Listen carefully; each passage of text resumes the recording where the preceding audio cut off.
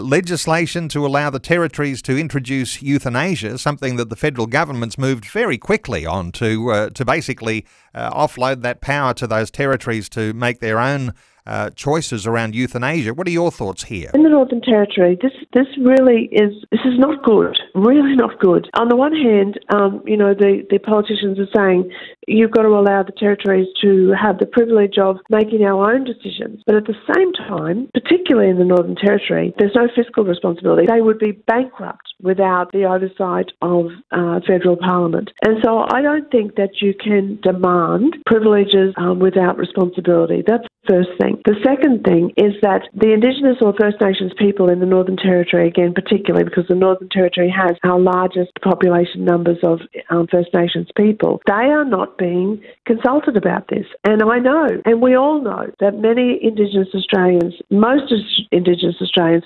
hold grave concerns about what we're calling voluntary assisted dying, but they just call assisted suicide. They are frightened by it. It is at odds with their culture. They say very openly that it would weaken their cultural ties, and it would actually lead to their people actually shying away from medical help when it's needed, particularly in remote regions, because they're saying things like, why would you get on a plane going to Darwin for help knowing that doctors can kill you? They are unhappy with this. And at a time when in Australia we just keep on being told, rightly, that we need to listen to our First Nations people and we need to hear their voice, in this issue, their voice is completely being ignored. And so that will be where our campaign will be focused.